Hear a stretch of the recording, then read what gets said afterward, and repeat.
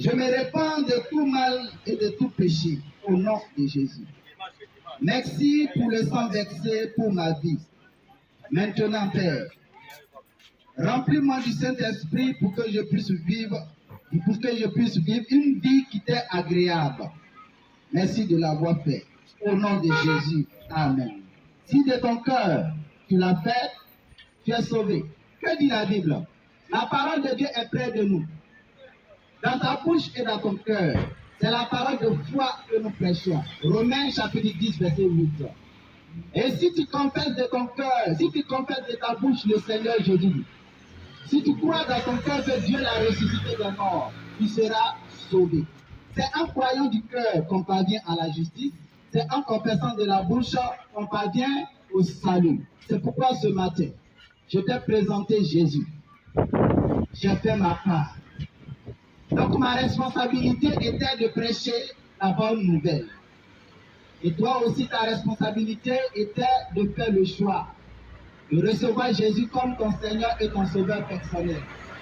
Ou de ne rien faire, de ne pas le recevoir. Ça, c'est ta responsabilité. Mais le souhait de mon cœur, c'est que tu reçoives Jésus comme ton Seigneur et ton Sauveur personnel pour l'éternité. Gloire à Dieu. Alors ça, c'est la première partie de mon message. La seconde partie est adressée à mes frères et à mes sœurs qui sont chrétiens. Jésus dit, je vais maintenant m'adresser à nous tous, chrétiens. Jésus dit, si vous me confessez devant les hommes, je vous confesserai devant mon Père. Si vous avez honte de moi devant les hommes, j'aurai honte de vous devant mon Père. Jésus dit, allez et proclamez la bonne nouvelle. Ainsi donc, si tu es disciple de Jésus, si tu es un chrétien comme tu peux le prétendre, mon frère, démontre ta chrétienté en proclamant l'évangile. Démontre ta chrétienté en proclamant Jésus, en annonçant les oracles de Jésus, en annonçant aux hommes qui n'ont pas encore Jésus, en allant dans les hameaux, dans les campements, en allant dans les rues, dans les marchés, pour proclamer Jésus, pour déclarer Jésus, que c'est lui qui est le sauveur de l'humanité. Oui, mon frère, ma soeur, chrétien, chrétienne, je te supplie, lève-toi et sors de ta timidité et de ta honte. Satan nous maintient. Proclame Jésus. Tu peux te dire, mais moi je ne sais pas lire la Bible. Laisse.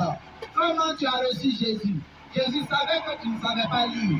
Mais il a fait en sorte que tu puisses le recevoir. Il t'utilisera aussi pour que les gens puissent le recevoir. Il dit non, je ne suis pas un pasteur, je ne suis pas un évangéliste. Non. Mon frère, laisse tout ça. L'ordre a été donné.